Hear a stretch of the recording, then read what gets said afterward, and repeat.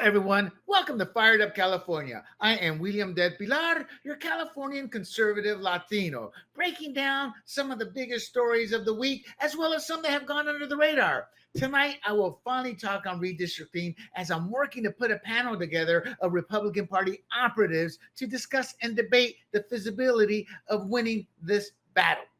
With Prop 50 officially out and the Republican Party convention this weekend in Anaheim, I thought it was time to bring the topic to the forefront. On tap, we'll also be talking about core activism with the Ninth Circuit ignoring modern precedent, the cherry-picked precedent over 120 years ago.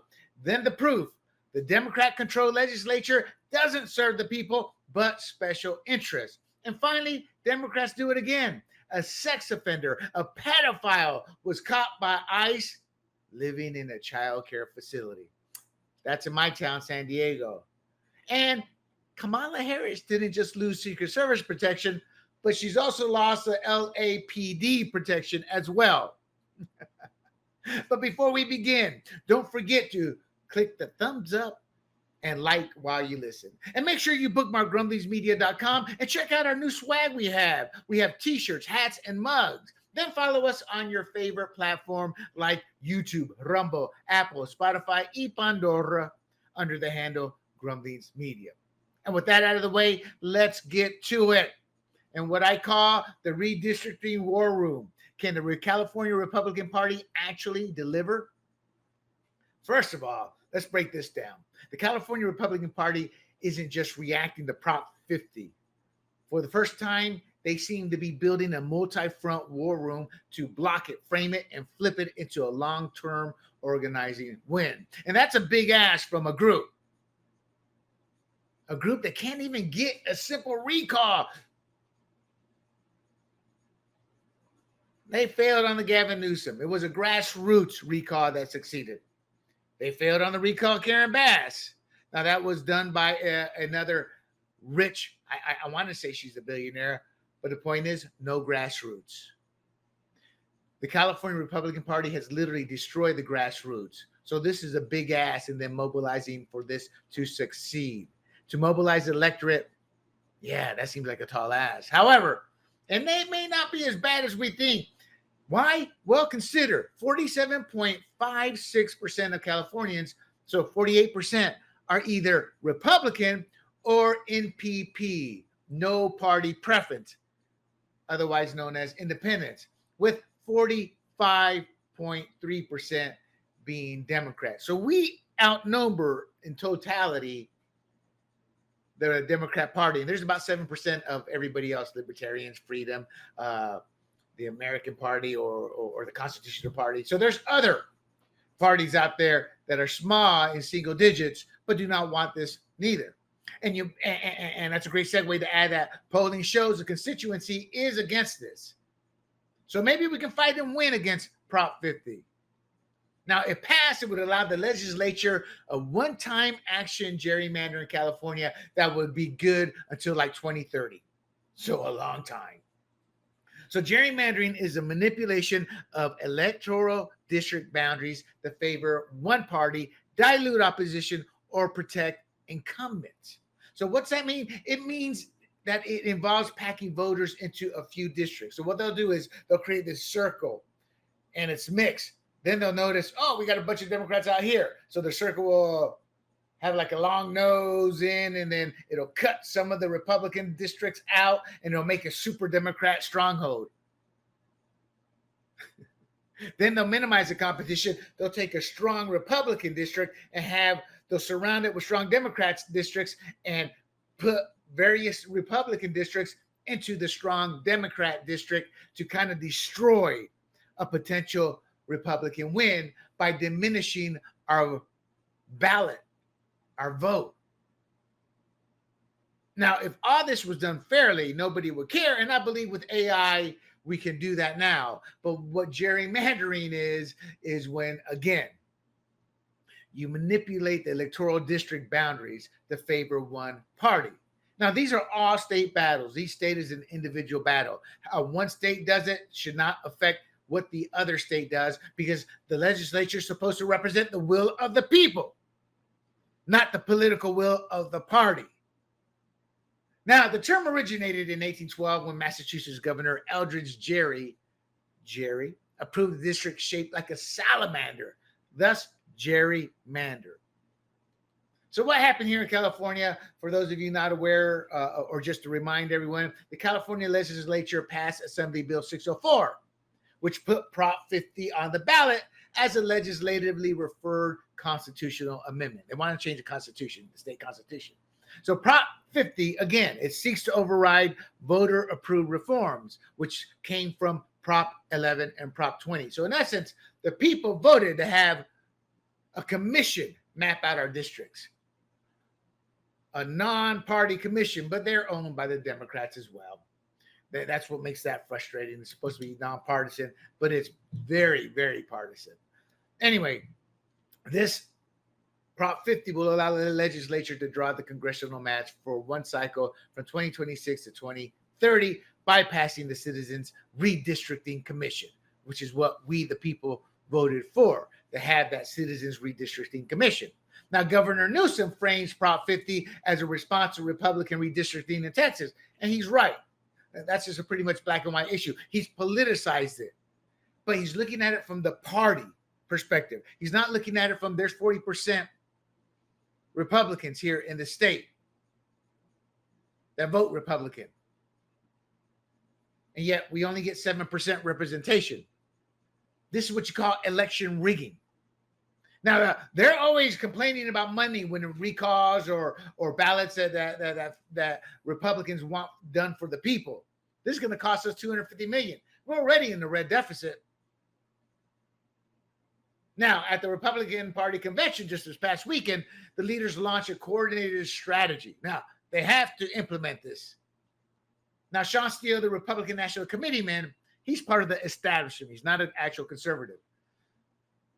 And he represents California as an RNC member. He warned that losing congressional seats could cost Republicans control of the House. And that is absolutely correct. What this is going to do is trigger all the red states to redistrict. And if the Supreme Court isn't going to stand in their way, it will get done. Now, how it hurts Democrats, they've already gerrymandered as much as they can in many places. Then there's Will O'Neill, the chairman of the Orange County Republican Party, and he mocked the proposed map changes. That's not helping anybody. You know, who cares? Yeah, you can mock all you want. What's your game plan, Will? Now, Mark Muser, super nice guy. I've actually met him. I don't know if he remembers me. It's been some years now, but he's a counsel at Harmeet Dillon's law group, and he pledged to file a federal lawsuit if Prop 50 passes, aiming for a Supreme Court injunction. That's a long shot. The realistic shot option is GOP leaders here in California trying to get grassroots action. Now, the problem here is that they've destroyed the grassroots. They hate us. We're the ones who are willing to do the legwork, but they chop us off at the knees. And now there's many grassroots who go, screw you. I'm not going to go out there just for you to stab me in the back. And that is what the California Republican Party has done to the conservative base that is very strong in Christian theology. They hate that. They hate good Christians being conservatives. I'm just here telling you the truth, people. How do I know? I've been to multiple conventions, met a lot of people. You see it once you get involved. Now, these leaders warned that failure to engage would cement Democrat dominance for years. Maybe so, but it's not like you guys have helped us now. But there's hope with Corinne Rankin as the new chair. And being an ardent Trump supporter, she's a true conservative. Now, Prop 50, to me, what it does, it undermines voter-approved reforms. Prop 11, Prop 20. It's sidelining the Redistricting Commission until 2030. I said that's a long time. It's 5 years away. Regardless, conservatives, we argue that this is a power grab disguised as reform. And they're using public funds to entrench one-party rule. Now, internal polling shows nonpartisan redistricting remains overwhelmingly popular. So that gives us a wedge issue with independents and moderates. You counting Republicans, that's about 55% of the constituency. So we can win this. Now, some of the issues we're going to have In Rucho versus Common Cause in 2019, SCOTUS ruled 5-4 that partisan gerrymandering claims are non-justiciable. Justiciable. That federal courts can't intervene based on politics bias alone. Let me repeat that. I chopped that all up. SCOTUS ruled 5-4 in a case, Rucho versus Common Cause, that partisan gerrymandering claims, meaning we go to the Supreme Court and complain, hey, the Democrats are doing this. They can't act on that just because it's political bias. There's got to be a constitutional basis for it. And Chief Justice Roberts said such disputes, quote, political questions beyond the reach of the federal courts, unquote. Now, ironically, Justice Kagan dissented. Now, she dissented. The liberal judges tend to dissent when they're in the opposition of what will pass. So she goes with how the party goes. So I suspect that was a pro-conservative type case. But regardless, Justice Kagan dissented, warning, the ruling would allow lawmakers to, quote, entrench themselves in power against the will of the people, unquote. Entrench themselves in power against the will of the people, unquote. And that's absolutely true. That's what they've done. That's what both parties do. I myself, I'm fine with it. If Democrats would stop, I would demand our side stop. But we will fight this in state because we don't have equal representation. Each state should have equal representation. My final point, or not final point, but my big point is let's have AI create these districts. In part, that's a true commission of impartiality. You have both sides input, they come up to an accepted input, and boom, it goes to work. I don't know when we'll have that, but I think that will eventually be the case. Then there are earlier cases like Baker versus Carr, that was 1962, and that opened the door for federal review, but Rucho closed it for partisan claims. Now, SCOTUS has upheld race-conscious redistricting under the Voting Rights Act, but recent challenges will weaken that as well. Now, conservatives argue that Prop 50 is a direct test of SCOTUS's hands-off posture, which makes state-level resistance essential. Meaning, there's a good chance they don't hear this, they don't want anything to do with it, which means this has become a state-level battle. I mean, and towards Mark Muser, his point, the reality check here, the injunction viability, is it a realistic option? And Trump versus Casa, SCOTUS significantly restricted federal courts' ability to issue nationwide injunctions, which I found odd when I was doing my research. We don't want a nationwide injunction. We want a state injunction. This court stated that they exceed the judiciary's equitable authority under the Judiciary Act of 1789. So to me, well, this isn't nationwide. But what the ruling did state is that, or emphasize that, injunctive relief must be limited to plaintiffs withstanding, not broad classes of voters or hypothetical harms. So the people bringing the case have to show.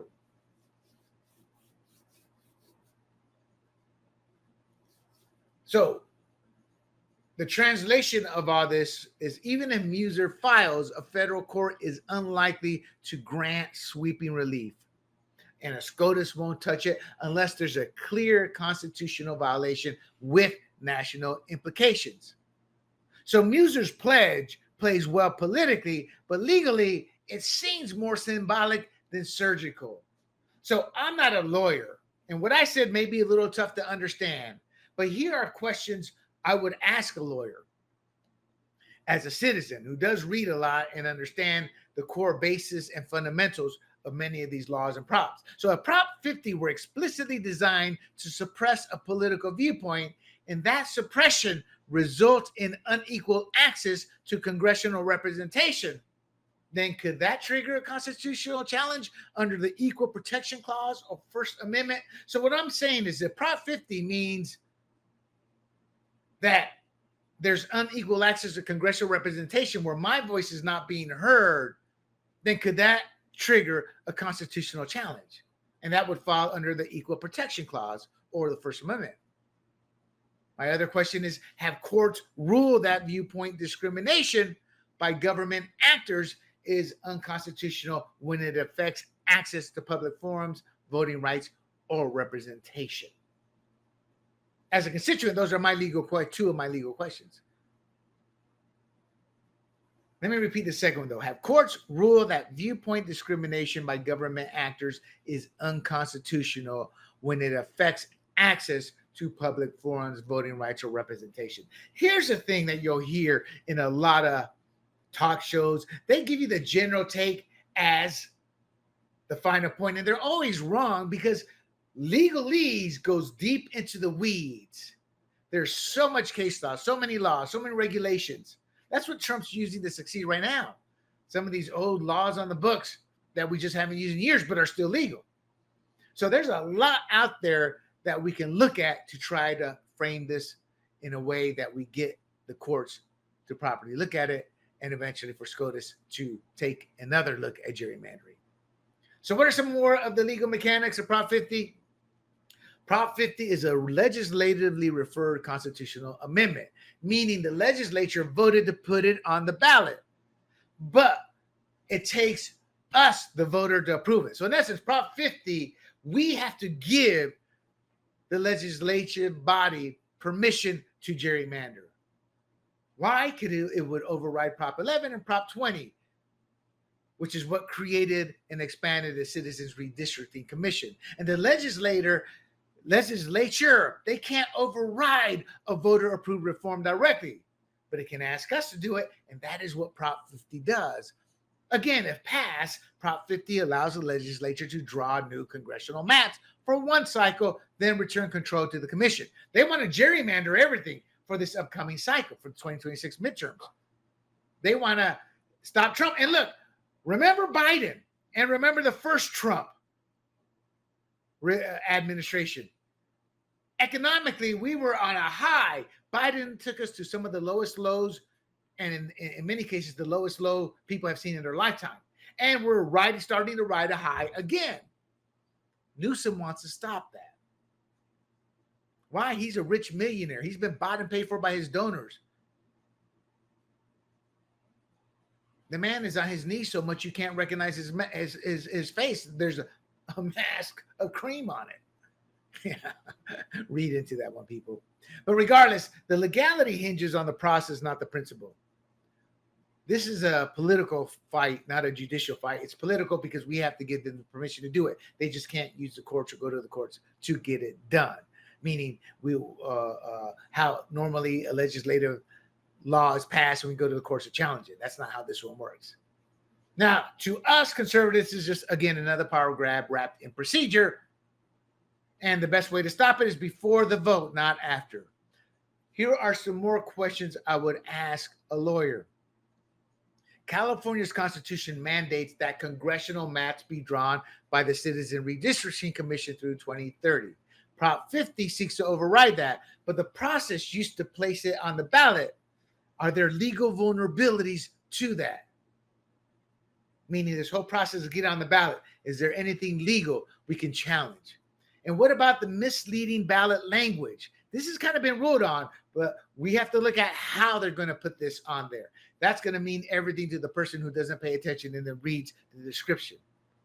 And what about the lack of public hearings or bypassing transparency laws? Could Muser argue the measure is constitutionally tainted?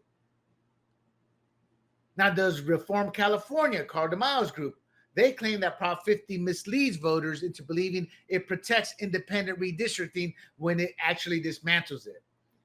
See, so that goes hand in hand with the misleading ballot language. If the ballot title or summary is proven deceptive, could Muser trigger a due process or voter rights claim?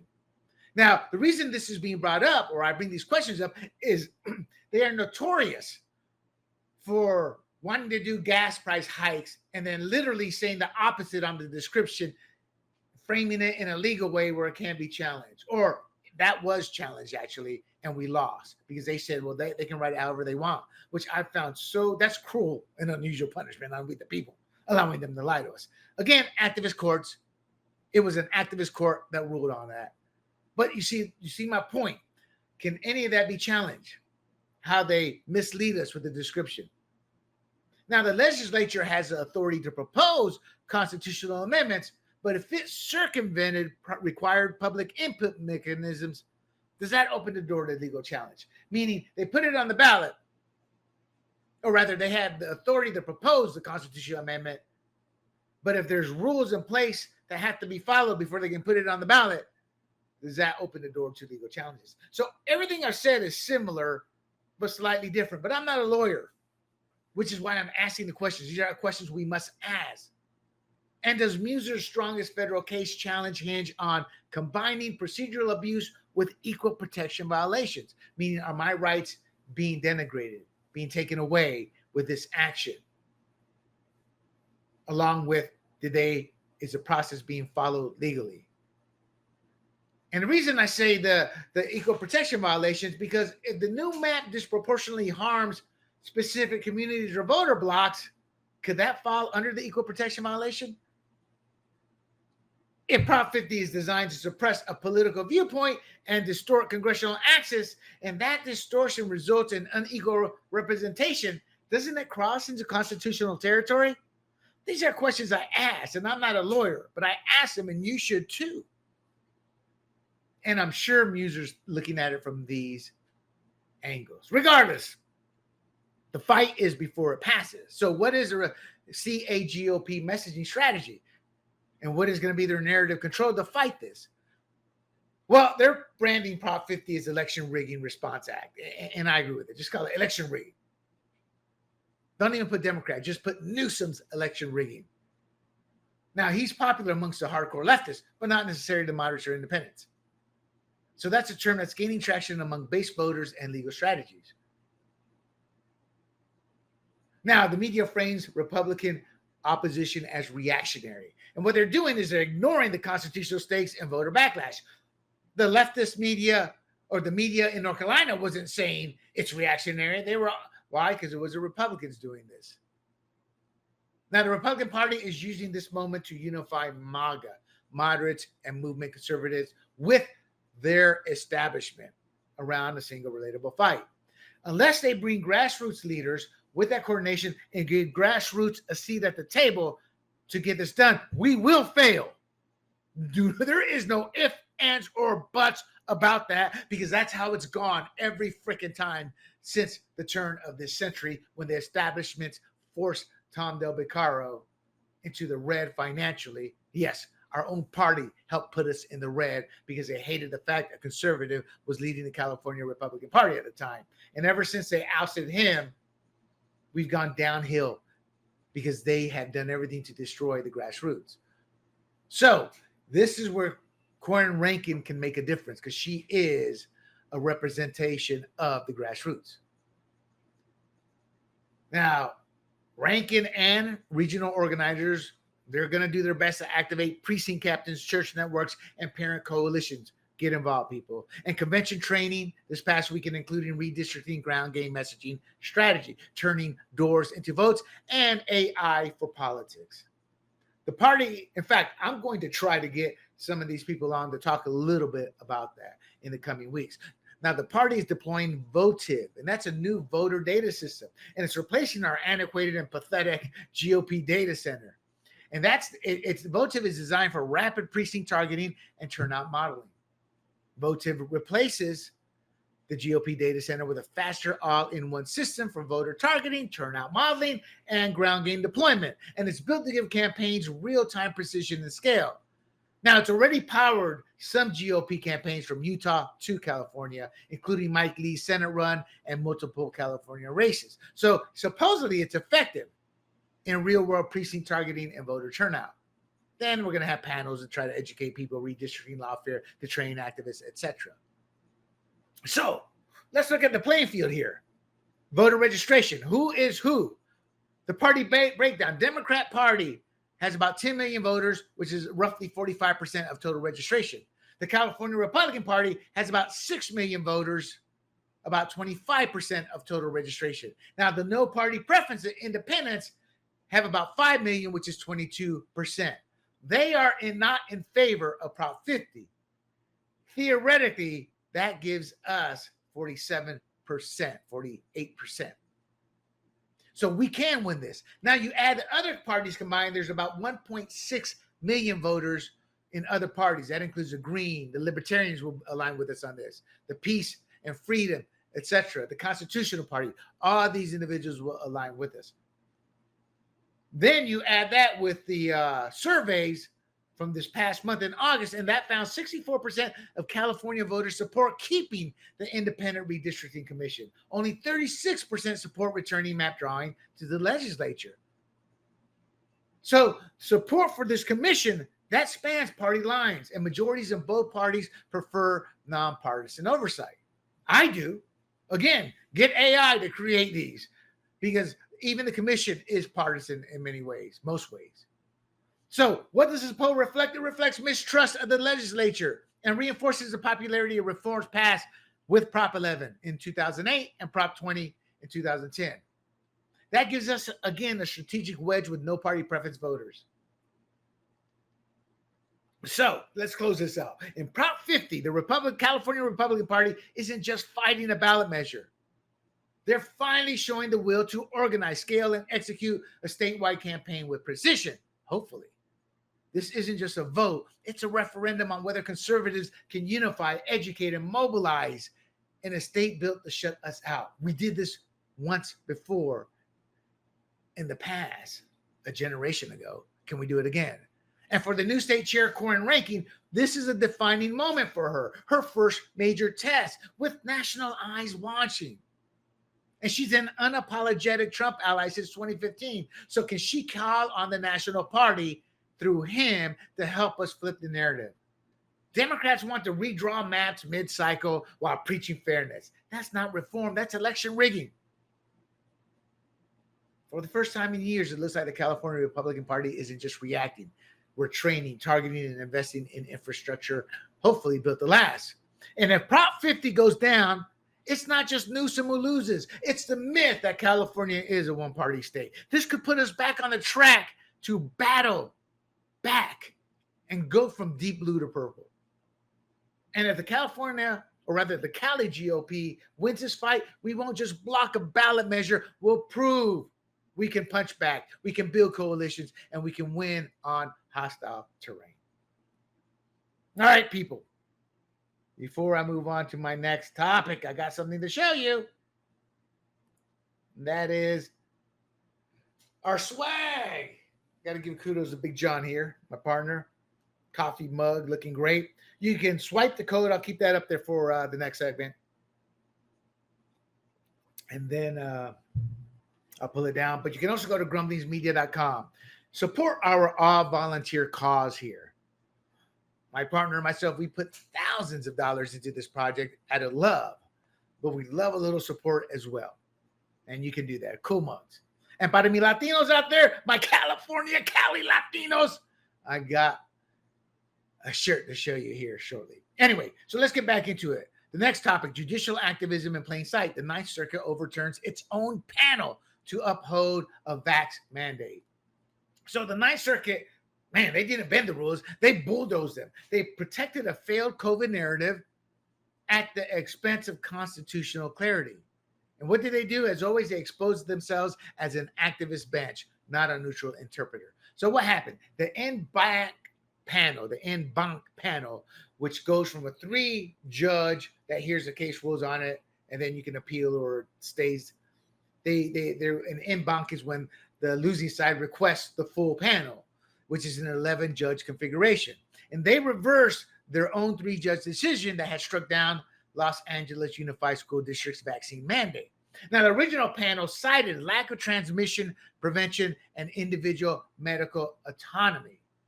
But prior to that, the case was thrown out because the school district said, oh, there is no mandate. And the whole time they had been planning a mandate.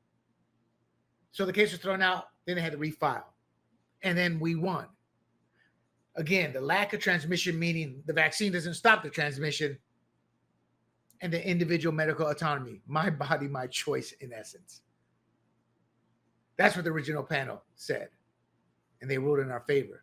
Now, the en banc majority, they lean on this case law from 120 years ago, 1905, while ignoring the recent SCOTUS ruling, I want to say of this maybe 10, 15 years ago.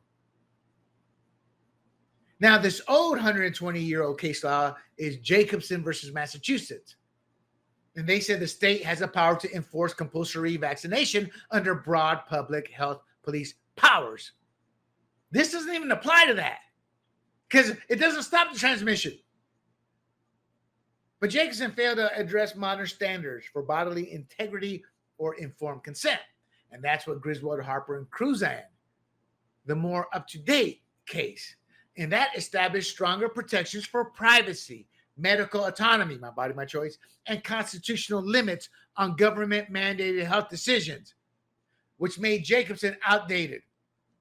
So by defaulting to the one that's 120 years old, the Ninth Circuit sidestepped the modern constitutional framework, and they weakened the legal standard for our individual medical rights. They gave more power to the schools, to Big Pharma, to the establishment, to politicians, etc. They took power from we the people. Now, the media, who loudly champions my body, my choice in abortion debates, they conveniently frame the Ninth Circuit reversal as a public health win, just ignoring the procedural violations and the constitutional concerns. Now, the double standard, as always, is glaring, and we conservatives see it for what it is: selective autonomy. It's weaponized by progressive institutions. Now, the Mbach review granted without meeting Rule 40B2 criteria.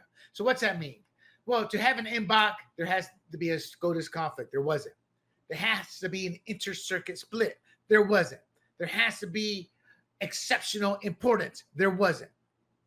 So the translation is the Ninth Circuit granted a full court hearing or rehearing, even though the case didn't meet the requirements necessary for that. There was no conflict with the Supreme Court rulings, no disagreement between circuit courts, and no issue of major national importance. So this tells us that this rehearing, this Mbach hearing, was politically motivated instead of being triggered by legitimate legal criteria. And then they redefine public health as whatever authorities reasonably assume is beneficial, even if it doesn't prevent transmission. And they go, well, we don't care that we told you it would prevent transmission. You still got to get it. And they're saying, the court is saying that's okay. The CDC admitted that COVID shots don't stop transmission. The FDA pulled emergency use authorizations, yet the mandate upheld. Equating COVID with smallpox, which is one comparison they did, that's factually dishonest and ideologically driven. So what's this do? This ruling rewards institutional dishonesty, and it expands state power. So what happened here? Individual liberty eroded under the guise of health policy. The Ninth Circuit remains the most overturned circuit by SCOTUS, and this case explicitly shows why. So the Los Angeles Unified School District lied, they lost, then had a progressive court save them to force a COVID mandate that doesn't stop or help fight COVID as they portray it. The Ninth Circuit didn't interpret law here, people. It protected the narrative. It shielded Democrats. It shielded the establishment, and it helped Big Pharma. And it overrode its own panel while cherry-picking a century-old precedent, while ignoring the modern constitutional ruling. So LAUSD, Los Angeles Unified School District, played mandate games. They claimed no mandate to get the lawsuit tossed originally, only to quietly plan one anyway. See, they're corrupt. That's my point here. They misled the court. So where's accountability for lying under oath? There's no mandate. And then we find out they were planning one. That's what pisses me off. They get away with lying under oath. Even the CDC admitted, again, the shots don't stop transmission. Again, the FDA pulled emergency use, but none of it mattered to a progressive bench. This wasn't about health. It was about ideology and control. So look, people, when courts bend rules to protect institutions, they stop defending the Constitution and they start defending power. Again, that's why the Ninth Circuit remains the most overturned in the country. Judicial activism isn't theoretical. It never was. It's operational. And this is the Ninth Court's default setting. Activism. All right, my friends, let me show you my shirt. Para mi Latinos. ¿Quién es el más macho? El presidente Trump es el más macho. Who's the most macho? President Trump. I'd love to see y'all wearing one of these shirts and sending me pictures. I'd share them online during one of the shows. But you can, once again, swipe the QR code or go to grumblingsmedia.com. All right, let's keep moving here as I'm running out of time. I want to keep these podcasts nice and tight and short. You have lives, we have lives, and we all love other podcasts. So, influence over representation. The California legislature is awash with lobbyists, only second to New York. So what I mean here. So first of all, I hat tip to the California Globe. And that's where I got a lot of these articles from. So the California's capital isn't just crowded with lawmakers. No. It's flooded with lobbyists. It's one of the most lopsided power centers in the country. And the numbers I'm about to tell you will prove and validate my belief that California legislature doesn't represent the people, but instead special interests. And what's my proof? We are literally outside of Hawaii, the most expensive state to live because of taxes, fees, regulations. Plus, the cost of everything is always rated near the top of the country. Gas taxes, highest in the country. Income tax, top marginal rate is 13.3%. Housing costs, the median home price is over $800,000. Regulatory fees, among the most burdensome for small businesses. Now, who does this benefit? Special interests. Special interests is who it benefits. So what happened? The legislative analyst, Chris Michelli, Chris published a breakdown of lobbyists to legislature ratios. California has 3,245 registered lobbyists for 120 legislators. 3,245 registered lobbyists for 120 legislators. That's a 27-to-1 ratio. That means for every one politician, there are 27 lobbyists representing them. Only New York ranks higher nationally with a 29-to-1 ratio. For comparison, Texas, 11-to-1. Michigan, 10-to-1. Georgia, 5-to-1. Now, the media says, oh, this is like trivia. No, this is a warning, ignoring the implications for policy capture and public trust. The media should be screaming about this, but they're not. So California's progressive supermajority isn't just ideologically entrenched, it's institutionally compromised. The lobbyist volume, it signals a system where access is bought, not earned. Parental rights, small businesses, and local control, we're drowned out. This isn't representation, it's controlled access. Legislators are shielded from constitutions legislators are shielded from constituents. Oh my God. Let me repeat. Legislators are shielded from constituents by layers of gatekeepers. In essence, the lobbyists block our voice and they drown our voice out. They don't care about our voice. They care about the special interests they represent.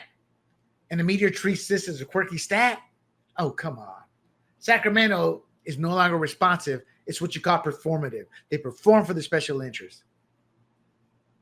For conservatives, this concerns what we've long argued. California's government isn't broken by accident. It's engineered to serve insiders. Look, California's legislature represents special interests and not the citizen. That's the bottom line. California's 27-to-1 lobbyist to legislature ratio isn't just a number. It's something that should wake everyone up, regardless of party. That's why all the data points I showed you that make living here extremely difficult, it's because of these special interests and the politicians doing their bidding. When they're surrounded by paid influencers, policy stops reflecting the people. Sacramento isn't just bloated, my friends. It's barricaded. And the media shrugs while families and small businesses pay the price. Again, we conservatives have called this out for years. The system isn't failing. It's functioning exactly as designed by the lobbyists. If we want accountability, we got to dismantle the access economy to give us a seat at the table. They have a right to be represented, but we have a right to have a seat at the table, and we don't. And we must restore direct representation. And until Democrats in power change, that will never happen. All California is right now is a case study in institutional capture, when influence wins and the public loses. All right, 2 more stories here, my friends. Childcare facility housed convicted sex offender. a child care facility housed a convicted sex offender. So a convicted child sex offender and gang member was living inside a licensed daycare in San Diego. I live in the greater San Diego. This is my area. This again exposes what I call a catastrophic failure of state oversight. But it does validate that Democrats and progressives don't care, nor have ever cared about their duty to protect the constituent and instead protect illegal criminals. So what happened here? Last week, ICE agents arrested Ezequiel Cruz Rodriguez, a 47-year-old illegal alien and Logan Heights gang member. That's a barrio down in San Diego. He was living inside a licensed home daycare that was operated by his wife. Now, this guy's been deported 3 times in 96, 2003, and 2012, and illegally re-entered the U.S. each time. Now, this is what his criminal record includes: convictions for sex offenses involving a child under 14, sexual battery, illegal firearm possession, robbery, DUI. He should be in jail. The daycare passed a state inspection in 2023, despite a reminder that all adults in the home must have criminal record clearance, meaning they must not have criminal records. ICE conducted the arrest without incident. The daycare was shut down. Charges should be brought against her, as it's now under investigation. So this case, what it does is it exposes the consequences of sanctuary policies, bureaucratic blind spots, where criminal aliens slip through, they endanger children. And they do more than just endanger.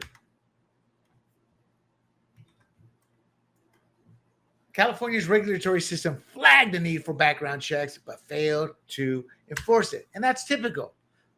It allowed a convicted pedophile to live inside a licensed child care facility. Now, the media downplayed the immigration angle, and all they focused on was on the daycare closure, rather than what this is, a systemic failure that enabled a pedophile to gain access to children. For conservatives and most Americans who voted for illegal crackdowns, this isn't just about one arrest. It's about a state apparatus that prioritizes ideology over what? Child safety. So look, DACA protections, and that's a touchy situation because there's certain DACA I'm for, but most I'm against. But those protections and sanctuary city policies, they've created a shield for someone like this predator with a documented history of child exploitation and gang violence to roam free. So look, a convicted pedophile and gang member was living inside a licensed daycare in San Diego. No one caught it until I stepped in. He'd been deported 3 times, re-entered illegally, and lived undetected for years under the roof of a DACA recipient operating a childcare business. So the fact that California's inspection system flagged the need for background checks but failed to enforce it is typical. There's no oversight. Instead, we have negligence. And this case isn't an outlier. It's a warning. When immigration enforcement is politicized, as Democrats have done here, and regulatory systems go soft, as they always do, predators can find shelter in plain sight. So we conservatives have long argued that sanctuary policies and DACA loopholes create these blind spots, a blind spot that puts families at risk. And this proves it. So until the state prioritizes child safety over political optics, California remains a sanctuary for criminals and not a sanctuary to protect our kids. All right, let's close it out with Señorita Kamala Harris. LAPD quietly pulled taxpayer-funded protection from Kamala Harris after internal backlash, exposing elitist impulses to treat failed politicians like royalty on our dime. So what happened? The Los Angeles Police Department announced it would no longer provide security detail for Kamala Harris following criticism from within its own ranks. Harris received extended Secret Service protection. From who? Biden, beyond the 6-month post office window. And he did that secretly. We didn't find out until after the fact. So President Trump revoked that protection. And then Governor Newsom, Mayor Bass authorized California Highway Patrol and the LAPD to fill that gap. Now, here's the kicker. LAPD officers were pulled from crime suppression duties and placed on overtime to guard Harris's Brentwood home. Now, the LAPD union condemned the move, calling it nuts. Why? Because they're diverting officers from protecting everyday angelinos to shield a multimillionaire who can afford her own security detail. Now, media outlets like the LA Times, that owner, I forget his name, who, man, get your act together. You talk a good game, but your own paper's framing this as a backlash of political retaliation, which is nonsense. They're ignoring the statutory limits and the fiscal abuse. This is what happens when political elites treat public office as a lifestyle upgrade, which is what Kamala has done. And she expects us taxpayers to foot the bill for her personal perks. Harris is a private citizen, and she's preparing a book tour. Yet California's leadership acted like she was still in office. LAPD officers were forced to abandon real public safety, or rather real public safety duties, to protect someone who can afford her own security detail. Now, the media spun Trump's revocation of Secret Service protection as vindictive. No. They ignored Biden's 18-month extension, which should never have happened, and then Newsom and Bass's overreach. We conservatives see this as nothing but more proof that California's ruling class operates above the law, my friends. Come on now. They're using state resources to reward allies and punish opponents. That's what they always do. The LAPD union's rebuke shows that even rank and file officers are fed up with this political favoritism. And they're fed up with the politicians disguising it as public service. Look, Kamala Harris is a private citizen. She's not entitled to taxpayer-funded protection, especially when violent crime is surging and LAPD resources are stretched thin. Newsom and Bass didn't just bend the rules, they broke public trust. They broke public trust by treating Harris like a dignitary while ignoring the law. 6 months, that's it. And the media framed Trump's move as petty, but he was following the law. And the real scandal is California's willingness to divert frontline officers for political optics. Look, conservatives, we've warned about the state's leadership that sees public office as a celebrity platform, not a civic duty. This isn't about safety. It's about status. And when elites expect the public to subsidize their lifestyle, look, my friends, it's time to pull the plug. And if you're a Democrat, you should be on board with pulling that plug because it's your taxpayer dime too. The LAPD did the right thing. Now it's time for taxpayers to demand accountability from the politicians who authorize this nonsense. Will it happen? Unlikely, but we should be demanding it. And that's it, people. Thank you for listening. Don't forget to like and share the podcast. And remember these stories when politics come up. Press them to remember what Democrats have done. And if you can, volunteer to work on fighting against Prop 50. I always say the Republican Party can't be counted on, but they're trying. But regardless, we need to help them. We need to help them in this battle. Before I go, again, hit like or thumbs up and share this podcast. Then bookmark grumblingsmedia.com. And while you're at it, check out our swag. Follow us on YouTube, Rumble, Apple, Spotify, and Pandora under the profile Grumblings Media. Until next week, this is William Del Pilar for Fired Up California. Stay vigilant, stay safe, and please get involved. Hey everybody, this is Big John from Grumblings Media, and I just want to say thank you for watching our content. If you want to support our efforts here at Grumblings Media, just smash the subscribe button right here, totally free, or just go ahead and consume more of our great content. Click either one of these two boxes.